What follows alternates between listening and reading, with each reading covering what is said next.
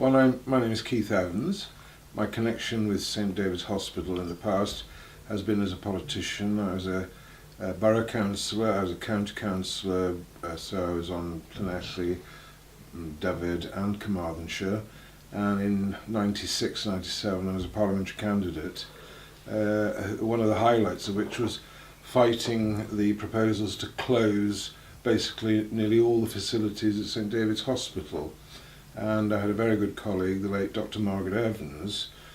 She was a noted physician in this part of the world, and she and I worked to campaign to mitigate closing off as many wards as possible at St David's. Prior to that, I had been a Greater Manchester councillor, and I had the experience there of referring constituents to the North Manchester Hospital for psychiatric. Most people only see their counsellors when they have a problem, and that problem can include mental health issues, parents or children or elderly people, and therefore by the dint of the job of being a counsellor, I was dealing quite a lot in first Manchester and then this part of the world with psychological services. So that's how I first came into contact directly with St David's. I mean, I think like most people, when you confront the very presence of the place, you can see it from quite afar off, and it's pretty daunting. It's one of the, you expect to see some sort of Gothic horror going on there. It has the very typical silhouette of Dracula's castle at sunset, but you can see that a lot of thought went into its design by the Victorians and the Edwardians, and it's certainly not one of the most terrifying of architectural enterprises, not compared with some of the workhouses and other mental institutions, asylums, call them what you will, that you find around the country. And I think the quality of the buildings does show that there was a lot of thought put into it, but invariably it does have a very prison-like echo in its structure. But then again, that was of the time, and we are talking about the 1850s and 60s, and security was a big consideration. The influence of Gothic architecture, of course, reflected the period's fashion, and also inculcating religious institutions. I mean, they built a church as well. So it was very much a sort of Christian physical presence. Actually, when I saw the building, of course, in the 1980s, 1990s, internally there had been so much modernisation that the outside and the inside didn't really reflect on each other too much. So a lot of thought had gone into making the place much more welcoming, much more conducive to relaxing people. But I think when people are in crisis, which they were when they were referred to the hospital, it must have been a pretty daunting sight to see this sort of palace of varieties that they had there. Yes, I think it must have been a little bit off-putting.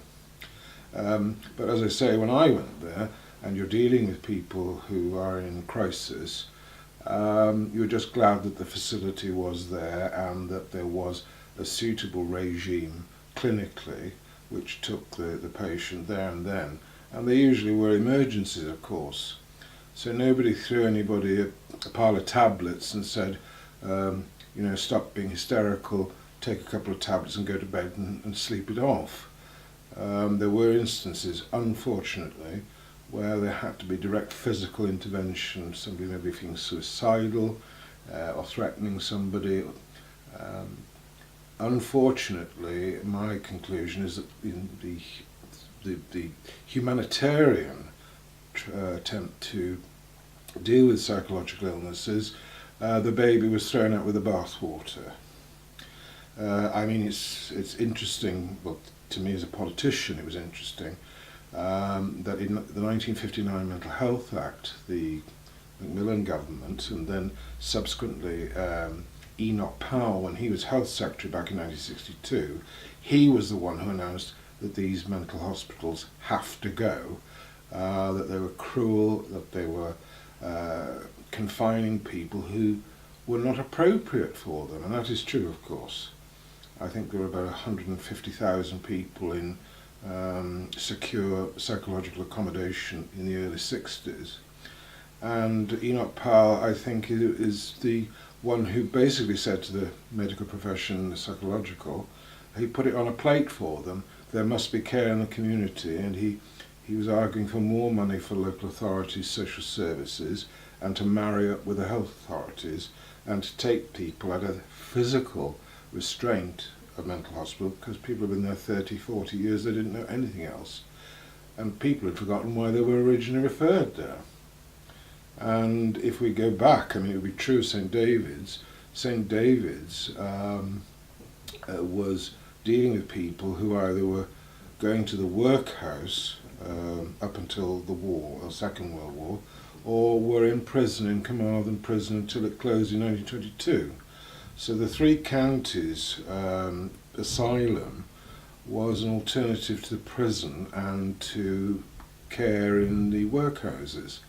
And it seems now we've come full circle, because it's probably true that there are more people with psychological problems in prison than there are actual wards and beds in the country at large. So we may have to look again at expanding or reintroducing more hospital specialisations. We haven't cracked it. While closing St. David's in the main was seen progressive, a lot of people are critical, including myself, that care in the community is something of a myth.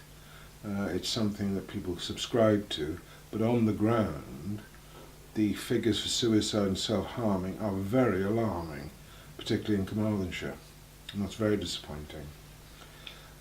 Again, the other involvement was, of course, when the major government was announcing it wanted to finish St. David's completely.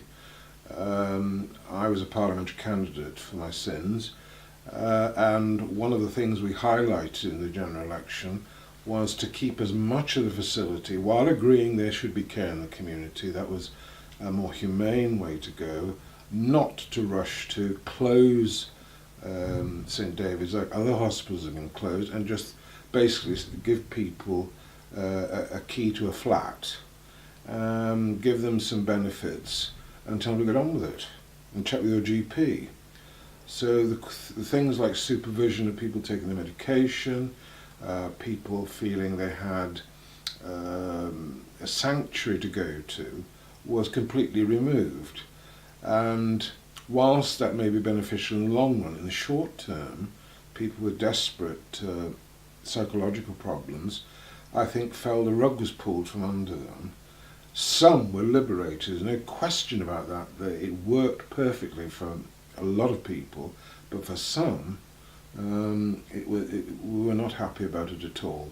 We felt it was more economics than medical, that these institutions were needing major capital investment to renew wards, to modernise, to meet present-day standards, and St. David's was one of those, and a very large institution that the local authorities and the government were not prepared to invest in. And rather than having plaster ceilings falling on people's head, they'd rather close the wards, withdraw the beds, which is what they did.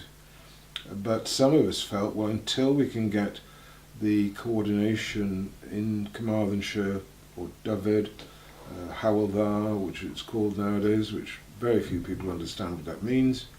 The politicians, unfortunately, the amateurs, the jack of all trades, whether you're a councillor or an MP or an assembly member now, have to make decisions and prioritise, and this necessarily means that sometimes the medical recommendations are not uppermost. The financial may often be uppermost, because it's squaring off what your resources will do and what your priorities are. And mental health has been a Cinderella most of the time, even within the health service. It's only in the last 10 years, I would say, that the public is much, much more aware of the number of, like, 1 in 4 people in the whole United Kingdom are having mental health problems at some stage. But the other thing that's not helped has been the tabloid press, who report so salaciously about mad axemen and all this sort of thing, and the unfortunate extreme fringe, which inhibits and causes taboo about discussing mental health problems sensibly and without prejudice. And that's something else, you see, that we discussed when we were campaigning to stop St David's being decimated by cutbacks. And so the informed debate was not just about money and resources and humanitarianism, it was also about confronting public prejudice and the fear of people being stigmatised as nutters, basically, the madhouse, all the tabloid expressions, nutters, madhouse, loonies, and so on. So it wasn't just a question in St David's case of saving the hospital and the facilities, it was also about confronting prejudice, and I think that was very important. And I'm sure a lot of the patients and a lot of the staff working there must have felt very much under the cosh as to what to do, because the lobbying for closing hospitals like St David's was so profound. I'm not saying, but as I say, it's a baby in the bathwater situation. I mean, if we could reduce St David's as a holding institution, that was a good thing, and be more creative and put people in the community. But was the community geared up and resourced to deal with it? Well, the answer was no, and we're still not. Otherwise, there wouldn't be need for so many voluntary organisations having to struggle trying to find resources to deal with clients in the community. And that, I'm sure, is most GPs would know that, and psychiatrists would know it too. But it's not fashionable to start talking about opening psychiatric hospitals again. But I have a feeling that, like with most things, it will come round again for discussion. Well, I think in terms of what causes people greatest anxiety was the propensity to refer to electric shock therapy. And even in the medical profession, this is hotly debated. It is still used, and it may be appropriate for people with chronic depression. I mean, a lot of postnatal depression that I dealt with, not as a medical person, but where people wanted to be discreet, or they knew me as a counsellor, and I went and they asked me my advice. Because within my own family that had happened, where a member of the family had a baby and went into 6 months confinement, and electric shock therapy was used. It did work, thank goodness. So I think people have this idea that, you know, places like St David's could be places of torture. And I'm not saying that they weren't places of torture, because when these institutions were using lobotomies, I mean, they were basically drilling a hole into people's heads right up until the 1970s, and just prodding about with medical utensils, but not really knowing what effect it would have. And of course, some of the effects were disastrous.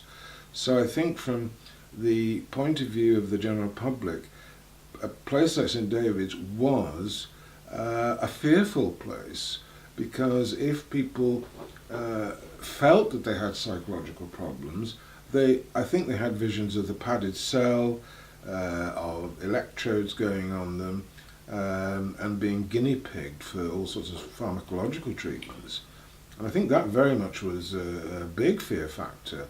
So I think a lot of people who should have sought medical help were definitely put off, as I say, by the whole idea that St David's represented, that it was basically you might not be coming out, that of course, and of course because of the draconian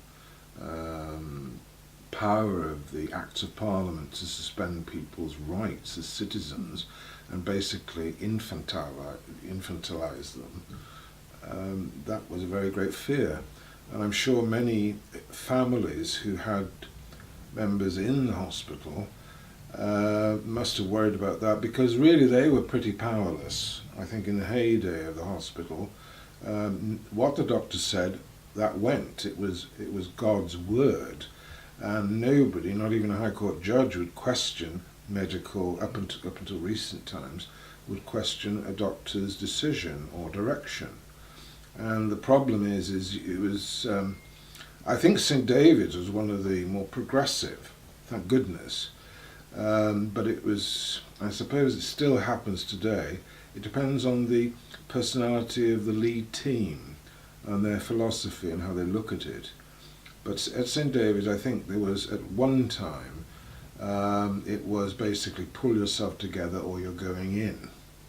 I think it was sort of a cold splash of water on your face and have a cigarette and go and calm down in a corner. Or when Valium came on, that was the universal answer, particularly for female patients or potential patients, was have a John Players and swallow a Valium and don't be so silly, my dear. Of course that has changed radically and now it's pop a pill, but pharmacology is still too heavily relied upon. And I think what's needed now, which St David's was able to give, was at least some form of benign supervision. I think people were just left to get on with it. And I think that's where the nursing staff and the medical staff of St David's, who really cared about the people they were looking after, at least they had access, they could check on things. I mean, the Scone Award, which I referred to, which I referred more than one, I advised a family to use, and within an hour of my advice the person was being admitted, and I went to see them. So I was on the Scone Award, and it was a very humane and very, I won't say cosy exactly, but people were allowed to be quiet and think, and some were heavily medicated, there's no doubt about that, but perhaps that was appropriate. But at least there was a sanctuary, there was a facility there. Now the problem is now is that you've got to fight and fight and wait and fight to see a psychotherapist or a psychiatrist. We have about 8 months waiting list. Well, that's highly unsatisfactory, and of course it's reflected in the political debate, which people are trying to say everything is getting lovely, but of course we know that it may not be, and as more elderly people carry on into longer life, with dementia and all the rest of it, Alzheimer, what are we going to do? We have a growing elderly population, particularly in this part of the world. What are we going to do? Just put people in old people's homes? That isn't an answer, and it certainly doesn't address their psychological problems. And so, again, the voluntary sector is being put to the sword as to what to do. By withdrawing, I mean, there are still what I would call urgent facilities still at St David's, but they're really quite minuscule compared to what was available. And harking back to the 1996-97 general election, I feel that some of the predictions that some of us made have come about, and while the physical building is now sort of 90% occupied by Carmarthenshire County Council, for administrative blocks it's lent itself to that. It's nice to see that the building is maintained. Nevertheless, we have a bigger population, we have a bigger demand for psychological services than ever before, and the three counties hospital, which St David's was for Pembrokeshire, Carmarthenshire and Cardiganshire, Ceredigion, it's not there. So what are we going to do in emergency, and what has to happen in terms of political discussion and not just be fashionable about it? I think there's a great reluctance to admit the crises that there are. I think there's also a problem about recruitment, because why would somebody come to an area where they feel it's under-resourced, underappreciated perhaps, and the politicians want to avoid it because it's a very difficult area for politicians to deal with. And having dealt with it myself, I can sympathise that this is a problem for patients and professional staff alike. Where are we actually going with our psychological services, not just in this part of the world, but where's the best practice outside this area? And I think we've got a lot to take on board. And so when we look at the history of St David's Hospital, it reflects that there's been before Freud came on the scene, or Jung, or any of the Viennese psychiatrists of the late 19th century, early 20th, it went from rubber coshing and locking people up in the Victorian period to trying to psychologically deal with people with their dreams or their experiences or their genetic problems or their social inadequacy or whatever it was that they referred to there. Because in the Victorian period, social inadequacy was seen as that, well, you know, if you don't know how to tie your shoelaces, you're an idiot and you go. We've come, thank God we've come away from that, but we're still pathetically ignorant of a lot of psychological problems, and perhaps the hospital should be reviewed for expansion again. I don't mean by locking people up, not at all, although that sometimes unfortunately is necessary.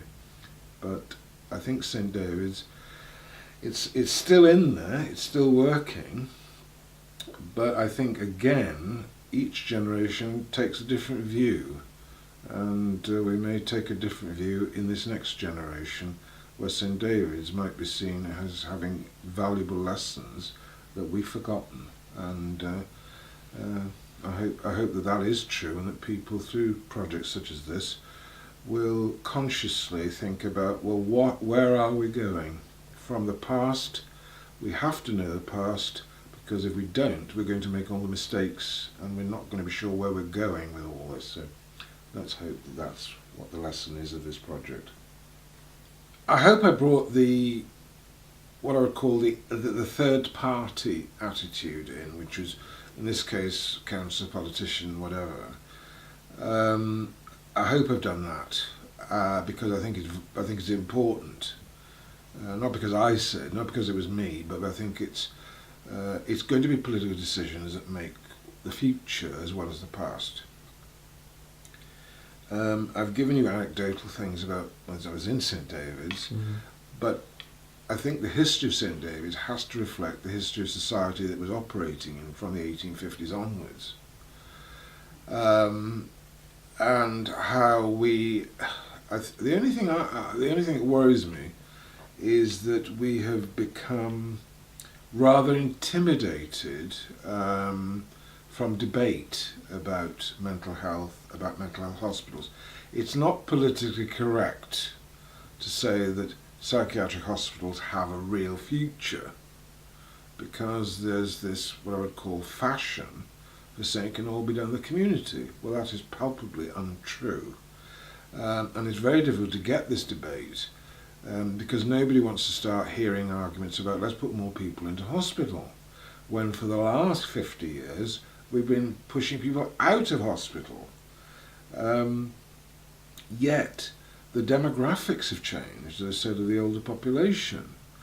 Now what's happening with them is either they're becoming isolated in their own communities, or they're in private nursing homes and they're just shoved in a corner, where the staff, and I don't blame them, are not trained particularly, and on lousy contracts. I mean, you see it all the time being reported that, you know, they get 5 minutes in the morning and 5 minutes at night just to see whether they've washed, eaten or anything. And so any interaction is minimal. At least in a communal setting, a hospital, I'm not saying, oh, it was a panacea, it wasn't. But the opportunity to have access to doctors, nurses, fellow sufferers, whether people with depression, could at least know they were with other people who had an idea what they're going through. Whereas if you're a very isolated individual with depression or schizophrenia or what have you, and you're on medication, I think the world is against you, because you've got to summon every sinew to go shopping and pretend, you know, while you're having hell in your head, you've got to give the outward signs and you mustn't show it. I think at least within the confines and security of a hospital, some of the people felt, well, other people are here for a similar reason. And that, I think, was quite helpful in some regards. But of course the trouble with hospital is that you get, you can get a nasty regime, and you can get a lot of secrecy and a lot of abuse, which we know of, has happened in the past, may be happening now, unfortunately. But hospitals are closed societies, and health authorities are very much closed societies. So in terms of the attitude, I always joke that the legal and the medical professions, through the Law Society and the British Medical Association, are the biggest, strongest trade unions in the country. They put all the other unions into a shade because their word is almost ipso facto law, and politicians are very easily intimidated not to confront them. So I think, unfortunately, at the moment we are hampered. I wouldn't say political correctness, I think that's a cliche, but I think we are hampered from discussing coherently and cogently what we are supposed to do in terms of medical help, in terms of hospitalisation. It's not appropriate to everybody, far from it, but it's almost as though we're in some sort of almost medieval denial. While medical patients, when St David's was opened, it was obviously a very progressive move, because 100 years before that, people with madness, as it was then called, or whatever, were witches or familiars and being ducked and either burnt to the stake or ducked in the river as witches. This is how earlier generations dealt with mental illness, basically believing in demon possession or all that horrific superstitious rubbish. So St David's was a progressive move at the time. But obviously, like a lot of institutions, they ossify and they become perverted in what they're trying to do. They actually lose the aim of why they were set up in the first place. But again, using a cliche which I've used several times, the baby was thrown out with the bathwater, and that I do regret very, very much. And I make no apology for what we did back in 96, 97, saying, look, Joe Public, one day you may need this facility. You may want one of your loved ones in a secure environment. Whereas people with, say, schizophrenia or psychosis, they're not going to step forward and say, I need hospitalisation. There'll be a crisis first, which may be extremely distressing for all concerned, before an intervention takes place. And that I have seen happen since St David's has been retrenched, where I do know that people have committed suicide, where they would not go for help, and they were left to their own devices. They were given the keys to a flat or a house, and because we now want the consent so much more of patients, unfortunately, some patients are not in a good position to judge their best interests. Now, I know that's seen as patronising, perhaps, but I think the statistics show that unless we're prepared to debate the psychological regimes we're trying to create, a lot of lives are going to be lost or damaged. And so I'm not afraid of debating them, but there will be those who say, right, we don't want to talk about any hospital programme, that's out, that's gone with the wind. We now want to talk about care in the community. The problem with that is you're up against a lot of vested interests. You're saying, well, we want the local authorities to do more, we want the health authority to do more, and so there's this bickering, there's this lack of negotiation, even lack of respect sometimes, between the different elements that are supposed to provide ordinary citizens with options. And we're seeing the results, as I say, in the fact that people don't feel confident about approaching the medical for help. People sort of, GPs really, at the coalface of this, I think are left with unenviable choices of having to tell patients, well, try these medications and then get yourself on a waiting list. But if the waiting list is about 8 to 10 months, that's no good if you've got a child who's in distress or an adult in distress. I must say some of the things I've seen really make me very, very angry. And that for almost a fashion, things like St David's have been sort of taken off the chessboard, and I regret that profoundly. I don't regret the more humanitarian approach, but I do regret the fact the option has been basically snuffed out. I think what Enoch Powell was trying to do, quite rightly, and did it magnificently, was bring the whole thing into the spotlight, because there was, 150,000 people in those institutions, most of whom shouldn't have been. But because they provided employment and all this sort of thing, they were kept there. By 1974, I think there were still 60,000 people in these hospitals. But have we found a better way? I'm not sure that we have at the moment, and we shouldn't just consign St David's to history. That's the only thing I was going to say.